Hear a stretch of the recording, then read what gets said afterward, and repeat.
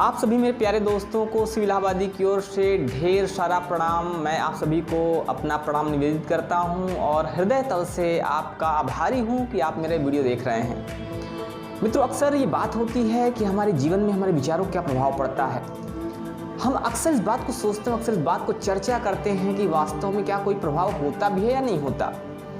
एक बार यही चीज़ हुआ गौतम बुद्ध के साथ में, जब वो एक गाँव में उपदेश दे रहे थे। उपदेश देते समय एक व्यक्ति उनसे कहता है कि हे बुद्ध, आप ये बताइए, हमें ये बताइए कि क्या वास्तव में हमारे जीवन में हमारे विचारों को कोई प्रभाव पड़ता है या नहीं पड़ता। जो हम सोचते हैं हमारे जीवन में उसका क्या प्रभाव पड़ता, आप बताइए। बुद्ध ने कहा, बिल्कुल, मैं आपको एक सच्ची कहानी सुनाता हूँ, एक बात बताता हूँ, उसको ध्यान सुनना। वो आदमी बोला, ठीक है। बुद्ध ने बताना शुरू किया कि एक बार की बात है, एक राजा था। उस राजा की इच्छा हुई कि आज चलते हैं और अपने राज्य में घूम के देखते हैं कि हमारे राज्य में क्या हो रहा है। राजा घोड़े पर सवार हो गया और अपने मंत्री को साथ में ले लिया और बिल्कुल साधारण सी वेशभूषा बिल्कुल बना के राजा जाता है और जाकर एक दुकान होती है चंदन के लकड़ी बेचने की, वहाँ पर राजा खड़ा हो जाता है।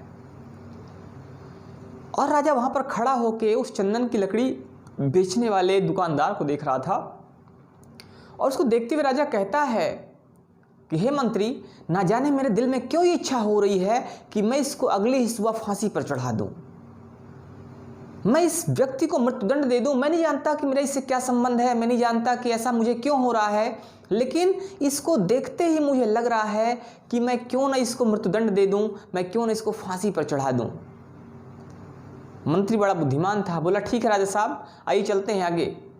वो राजा को लेकर आगे बढ़ जाता है। फिर राजा और मंत्री शाम के समय अपने दरबार पहुंचते हैं। लेकिन अगले ही दिन जो मंत्री होता है फिर से वेश बदल के उसी के सामने आता है, उसी दुकान सामने आता है और उसी दुकानदार से बात करता है जिसको राजा ने कहा था कि मेरी इच्छा हो रही है, ना जाने क्यों ऐसा लग रहा है कि इसको मैं फांसी पर चढ़ा दूं।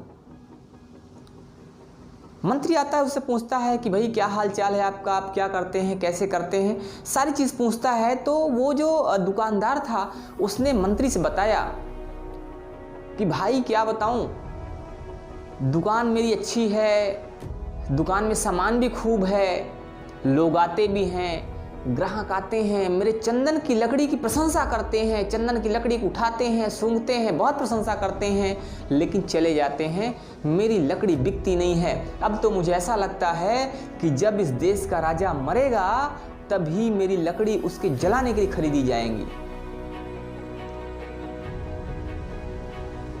मंत्री कहता, अच्छा तो फिर लकड़ियां आपकी कैसे बिकेंगी। तो उसने कहा कि मैं डेली भगवान से प्रार्थना करता हूं कि हे भगवान, इस देश के राजा को मार दो, इस देश के राजा को मृत्युदंड दे दो, और जब इस देश का राजा मर जाएगा, मृत्यु को प्राप्त हो जाएगा, तो हमारी लकड़ियां उसको जलाने के लिए खरीदी जाएंगी और उस दिन शायद मैं उससे लाभ प्राप्त कर सकूंगा और लाभ प्राप्त करके मैं अपने जीवन में आगे बढ़ सकूंगा। मंत्री समझ गया कि जरूर ये बात जो है, ये जो पूरा माहौल बना है, ये विचारों का प्रभाव है। मंत्री वहां से एक चंदन की लकड़ी खरीदता है। मंत्री ने कहा कि हे दुकानदार, ये बताओ, हे विक्रेता, ये बताओ कि क्या मैं आपकी दुकान से थोड़ी सी चंदन की लकड़ी खरीद सकता हूं। दुकानदार ने बिल्कुल खुशी खुशी कहा, बिल्कुल आप खरीद सकते हैं।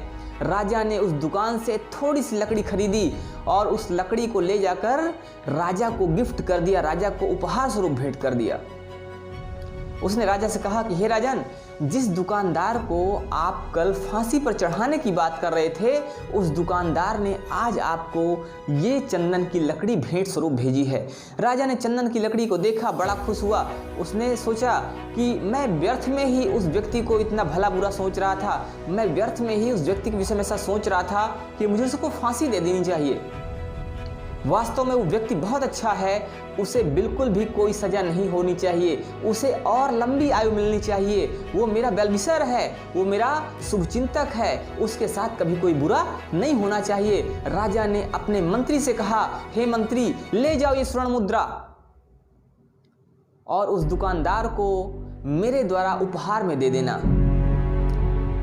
मंत्री स्वर्ण मुद्राएं लेता है और उस मुद्रा को लेकर अगले दिन फिर से पहुंचता है उस दुकानदार के सामने और दुकानदार को देते हुए बोलता है कि हे दुकानदार, हे विक्रेता, ये राजा ने आपको स्वर्ण मुद्राएं भेंट किया है, आप इसको रख लो, ये राजा की तरफ से आपके लिए उपहार है। जैसे ही उस विक्रेता ने राजा की तरफ से स्वर्ण मुद्राएं उपहार में पाया, वो बिल्कुल भाव विभोर हो गया। वो इतना ज़्यादा भावुक हो गया कि खुद भी नहीं सोच पा रहा था कि आखिर ये हो क्या रहा है। वो सोच रहा था, वो पश्चाताप कर रहा था, वो बिल्कुल विलाप कर रहा था अपने हृदय के अंदर कि हे प्रभु, हे भगवान, ये मैं किसके लिए इतनी व्यर्थ व्यर्थ बातें सोच रहा था, किसके मरने के विषय में बातें सोच रहा था, मैं किसके मरने की आपसे ख्वाहिश कर रहा था, मैं आपसे किसके लिए मृत्युदंड मांग रहा था। हे ईश्वर, ये तो साक्षात आपका ही रूप है। ऐसे राजा जिस राज्य में हो उस देश का तो बिल्कुल कायाकल्प हो जाता है और मैं उसके विषय में आपसे ऐसी बुरी बुरी बातें कर रहा था। हे ईश्वर, मुझे क्षमा करना, मैं पश्चाताप करना चाहता हूँ, मैं पश्चाताप की अग्नि में जलना चाहता हूँ। मंत्री ने सारी चीजें देखा, मंत्री समझ गया और मंत्री को एक बात महसूस हो गई कि वास्तव में ये पूरा चक्र चल रहा था, ये पूरी सीन थी, पूरा जो दृश्य था, ये कुछ और नहीं था, ये एकमात्र कारण था इसका। और इसका कारण ये था कि जैसा विचार इधर से ट्रांसफर किया जा रहा था, जैसा विचार इसके अंदर था, वैसा ही विचार राजा के अंदर भी उत्पन्न हुआ। एक शक्ति की बात की गई है जिसको कहा जाता है विचारों की शक्ति। हमारे विचारों में इतना शक्ति होती है कि उस शक्ति से हम दुनिया में सारी चीज़ों में परिवर्तन ला सकते हैं। विचारों की शक्ति, ब्रेन की बात की जाती है, विज्ञान मानता है हमारे अंदर का जो सबकॉन्शियस माइंड है, अवचेतन मस्तिष्क है, उस अवचेतन मस्तिष्क में असीमित शक्तियां छुपी हुई हैं। इतना कहानी बताने के बाद बुद्ध ने उसको वहीं पर विराम दे दिया।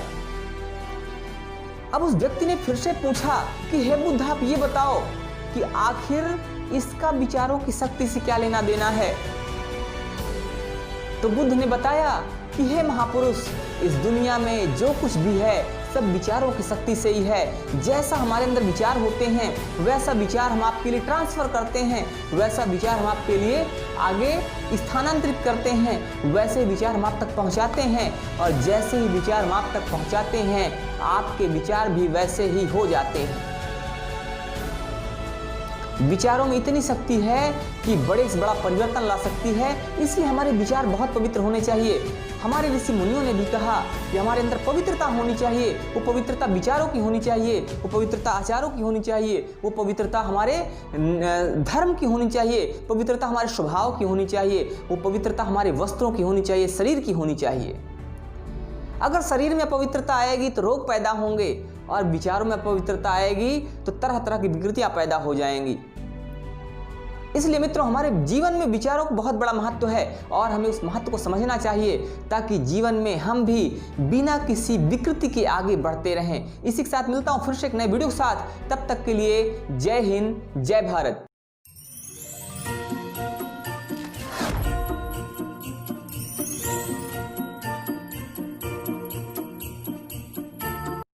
चाहे करना हो अपनी संस्था का प्रचार या फिर दिल में हो किसी मनोरंजक सांस्कृतिक कार्यक्रम का विचार, बुक करें अखिल भारतीय हास्य कवि सम्मेलन एवं दीजिए अपने नज़दीकियों को कवियों की हंसाती गुदगुदाती कविताओं का स्वस्थ मनोरंजन। संपर्क करें शिव इलाहाबादी, मोबाइल 7398328084 पर एवं अपने क्षेत्र के लिए एक हास्य कवि सम्मेलन शो आज ही बुक करें।